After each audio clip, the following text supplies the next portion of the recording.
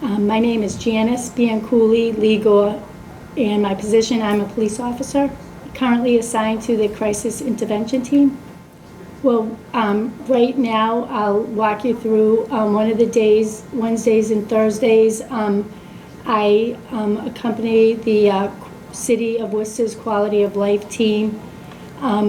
They go out with different, whether it's their social workers or their recovery coaches, or Open Sky is also another service agency, and they go out into the community and do outreach and service individuals that are a lot of times unhoused and just living on the street and trying to provide them services. I'm the police officer that accompanies them to these scenes. Since in crisis intervention, we are trained in dealing with mental health issues, and also I just happen to be a certified recovery coach in the state, so with substance use disorder.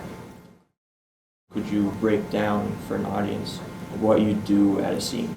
So if a route officer gets a call, say to an individual's home that's experiencing some kind of either mental health crisis or substance use disorder, a lot of times, you know, they're co-occurring, they're hand in hand. You know, they would, you know, sometimes call, if we're working, we work during the daytime, and they would call us to the scene if we were available. If not, you know, if it wasn't an emergency situation, they would do a referral to our office, and then we would follow up with those individuals, and whether or not maybe they, you know, need a, you know, we can call out CHL, which has an emergency number for both adults and youths, like a crisis team, and we could assist either at the time. We could give them the number. If not, we could follow up, say that day later on or the following day, and try to maybe get like call up CHL, have them send out a, you know, social worker that could do an evaluation there. We would accompany the social worker there at the scene also, because we're all trained in crisis intervention team. We all attend like a 40-hour training and become CIT officers. Although I know a lot of the officers on the police department, I don't know the number exactly, but there is a lot that are trained in CIT also. I just don't know the number. But every individual, we have 4 officers, and we all have gone to a crisis intervention team training, and it's sponsored by the Department of Mental Health and NAMI, so we're trained in that way. So we just have, you know, a little more training where we might know where you can access those resources. And in my case, I'm also a certified recovery coach, so I became certified. You go to a recovery coach academy, you take other classes, and then you do 500 hours under recovery coach supervisor of working with individuals with substance use disorder, and then you apply, and now you take a test and you get certified through the state. And I have been certified since 2019. I get recertified every year. I'm coming up this year for recertification. Being a recovery coach, could you explain to me how you basically work with people? Like if I knew that they were struggling and they had substance use disorder, I would, you know, talk to them and ask them actually what they were looking for in forms of treatment, because, you know, a recovery coach, coming from that standpoint, we meet people where they're at basically, and we find out what they're looking for, and then we try to guide them. So if they say, oh, I would like to say, maybe it's, I need to go to detox, well, and they don't maybe know the number to call, I can call the number and let them talk to the individual on the phone. If they don't want to call right then, I can provide them with the number. Sometimes a lot of the individuals on the street don't have phones, so, you know, I'll assist them in the detox route. If maybe they don't want that, maybe they want to go to the methadone clinic, you know, get an appointment, I'll help them set up an appointment. I can do that, you know. And then the recovery coaches that also work with the city, and then we also have these Worcester Program for Addiction Recovery. It's a nonprofit that works with the Worcester Police Department. They also have recovery coaches. I just happen to, I am a police officer, obviously, first. When I go out with the quality of life team, I'm there to make sure everybody's safe. But at the same time, I have been trained, in both, helping people with mental health and substance use. And I can, if they come up to me and they want help from me, I can support them in that way. How long have you been on the force? I have been on the Worcester Police Department since August 1st, 1983. So you've been here a while. Yeah, it'll be 40 years. I've currently been assigned to this unit since March 2018, and at the time I was, asked to come into the unit by actually the captain that was, he's retired now, and the sergeant, because they knew I was interested in the field, because I have a story, the real reason why I do this. Do you want my story? Yeah, go ahead. I was gonna ask. My daughter struggled with substance use disorder for years. She's in recovery now for 8 years, but I had worked in a different unit, community impact, and worked with the captain and sergeant, and they knew about my daughter's struggles because you have to talk to someone. So, and even as a police officer, I had to find out different resources myself, because it's not easy to access the resources, especially if you're not familiar with the system, of, say, recovery or even mental health. That's why people reach out. They don't know where to turn to. And, you're dealing with a health industry and different organizations, and, where do I start? And I had to try to educate myself, and I got interested in doing that. And before I went into crisis intervention, and then after I got some help for my own child, I would get called by friends and stuff to help them, and then I got into the unit in 2018. So You have family experience with your daughter, and you have this training being a coach. Would you say that empathy is a very important part of dealing with those on the streets? Yes. You can't have, like I said, I know it sounds cliche, meet people where they're at, but I just listen to people. I don't, you just listen to them, see what they want, even if they're telling you a story, and maybe it might be a story, I still just take them for what they're saying to me, just meet them where they're at, try to help them, try to be non-judgmental. It doesn't really matter, what my opinion is, what do you want? And I just try to show them kindness and compassion. As a police officer, I think a lot of us have kindness and compassion. People don't know that, but we do.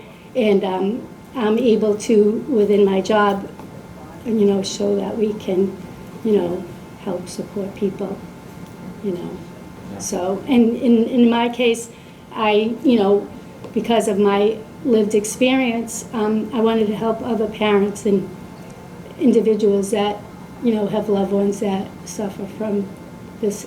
Particularly, it started out with the substance use disorder, which is a chronic illness, and then the mental health portion also.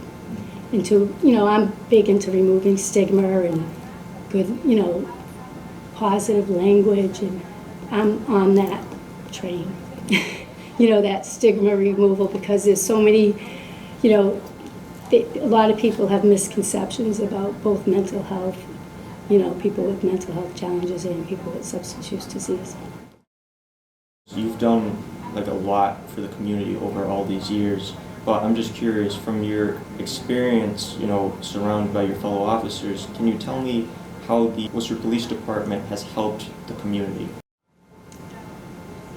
Well, they help the community by signing up, when they put on a crisis intervention team, or when they, signed they have an MOU with the Worcester Program for Addiction Recovery, which is a nonprofit organization that assists people with not only support, but, financial resources, through their, through the money they raise.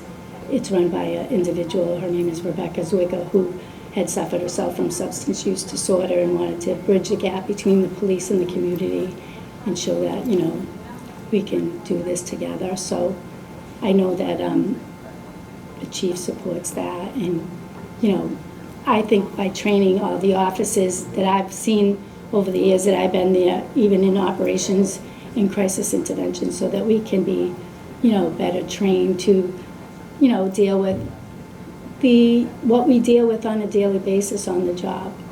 Dealing with individuals, 1 in 5 people in this country suffer from mental health challenges. So we're going to be dealing with that, and it's really, I think that's, good that the department encourages officers to be trained in it. Even if they're not specifically working in the unit, they can use the skills they use on a daily basis on their, when they answer calls, say in operations, or, or even if you're in a detective unit or sexual assault, dealing with people who experience trauma. So, and realizing, different ways we can deal with this. What is it that keeps you doing your duty day in, day out, come rain or come shine? Is it the virtue of it, the necessity, or is there a passion you have for your work, or maybe all of that combined? Well, there's definitely a passion for it, because believe me, we've come a long way even in the police department. When we first started presenting to the police officers and in service, they really do listen, but police officers, we're different. We don't want to ask questions in front of everybody, so we would have people afterwards follow us down the hallway to ask questions. But now I feel like since we've been having these open conversations about how everybody has, a lot of people didn't know for many years that my daughter, had substance use disorder, and they knew my daughter, she was a typical kid, dancing lessons, had everything, and, whatever happened when she went to college, something happened. But, it can affect all of us, and I think the more we talked about it, the more open we can become about it. People now, I have police officers call me all the time on my personal phone, asking can you help this person, can you help my friend, what can we do? So, it's just making it, just an easier topic to talk. Am I saying that right? It just makes people, then they're not afraid to they're not chasing me down the hallway now. They're just openly asking me a question or just calling me on my phone. I just feel like there's a lot more openness. People are affected by this. We shouldn't be ashamed. And, we're all humans. So, I do have a passion. I believe that substance use disorder is a chronic disease, and hopefully, everybody will believe that someday too. You don't just choose to, I think, say, do drugs.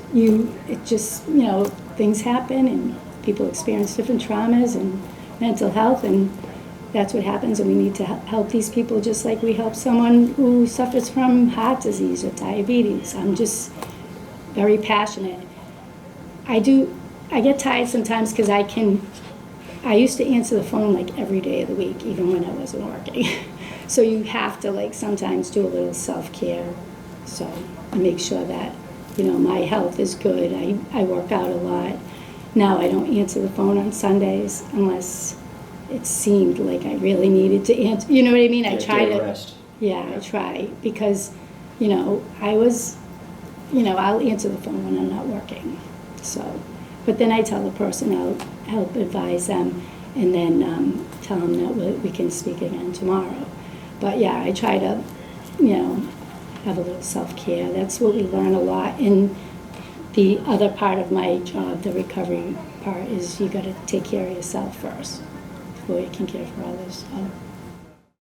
From my time studying criminal justice, we learned that officers tend to create these cultures of almost sort of like brotherhood, like strong bonds between one another. And I was curious if there was any culture like that here at the Worcester Police Department. Absolutely. Yeah, I've always, I've worked in many units. I've had many strong bonds. Yeah, we are police officers, but it's a strong bond, it's a community, but it's not like us against them. It's, you know, you have, you know, different people like Rebecca who's supposed to do this. She is constantly, you know, doing her Christmas, you know, toy drive and for the community. So we're not, it's not, I don't know, if, is that what you mean? Like, do we have a bond? Yeah, of course we do. But we also want to be part of the community, you know. I always felt I was. I mean, I've worked with recovery coaches, like in the Worcester PAP program, that told me later, oh, I knew about you, you know, because they had been on the other side, because a lot of recovery coaches are in recovery. You know, they have lived the experience. I am a recovery coach, I'm an ally. You know, which, you know, is not as many allies, but you can become a recovery coach if you're just an ally only. So these individuals knew me from the streets and then ended up working with me. But always, you know, they said, you know, I was always, you know, respectful, and, you know, they didn't feel that I looked down on them. I always like try to meet them where they're at. That's how I always operated, even before I knew that was a term. You know, just treating people like the way you want to be treated. Is there a balance between being an officer and a civilian? I'm not, like, I'm just very, like, what do you give for a word?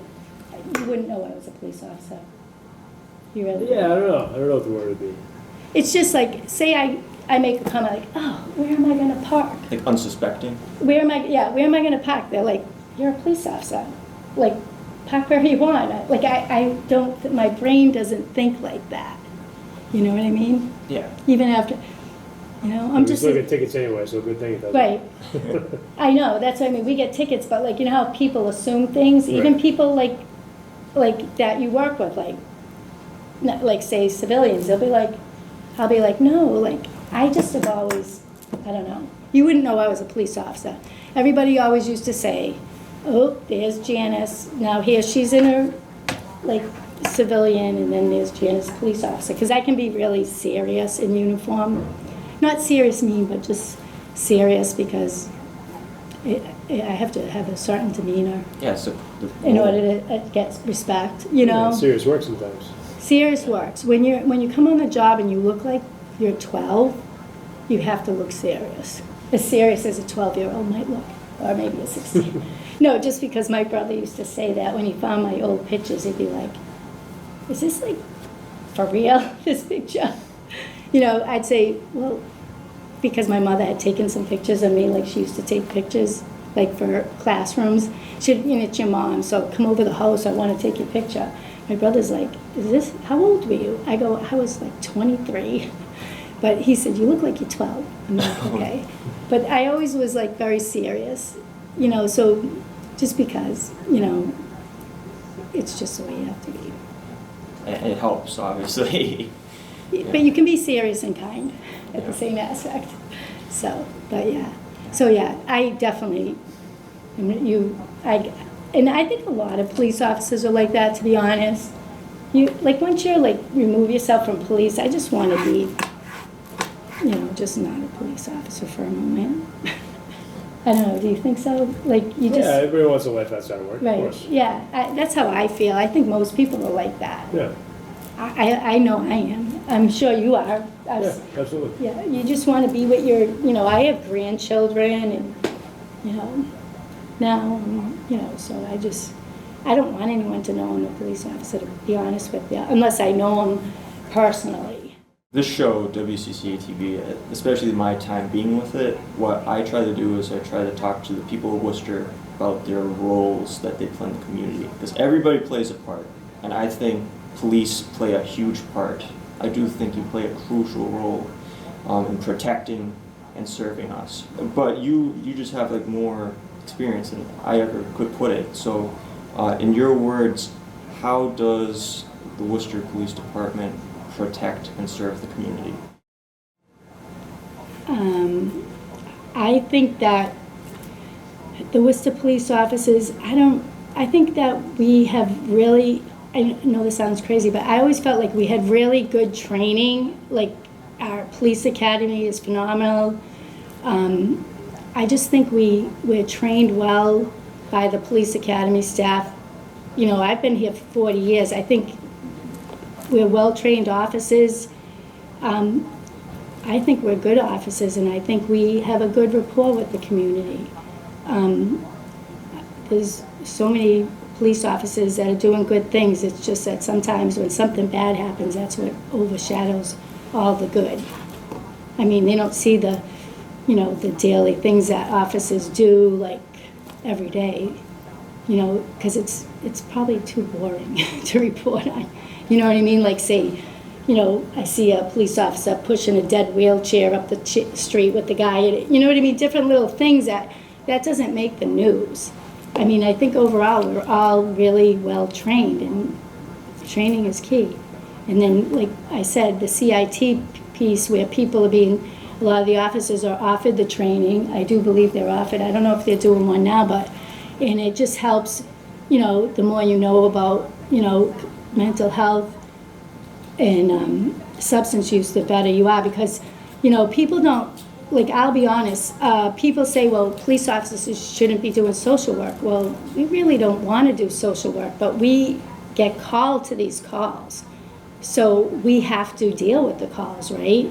The best that we can. And I think that the Worcester Police do, I think they do a great job. I think we're well trained, and I think that's what our department has always done.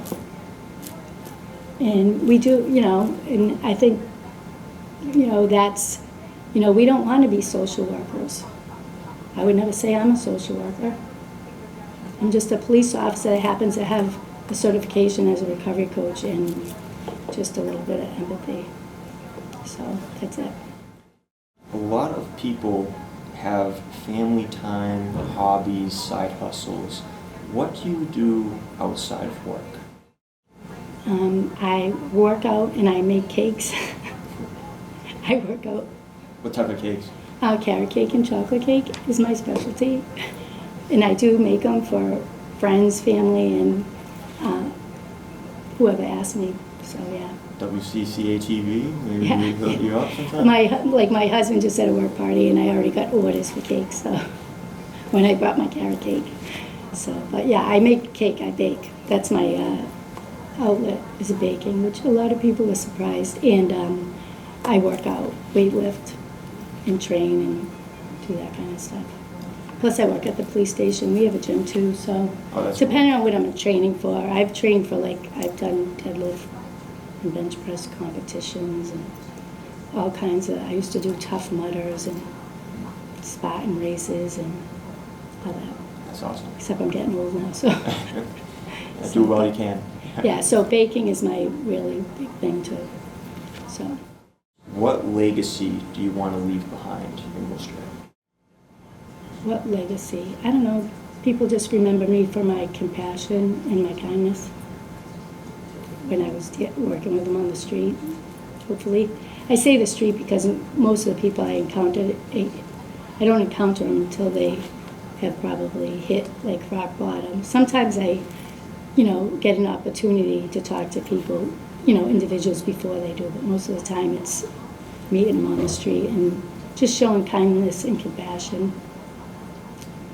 You know, I end up, you know, I do meet some of the family members. One of the girls just died from the street, and the family members called me, so, and I did go to her services, and they were just thankful that myself and, you know, the other individuals that had helped her, because, you know, we have another officer here, Sean Lovely, he does a lot for the individuals on the street. He works at the soup kitchen.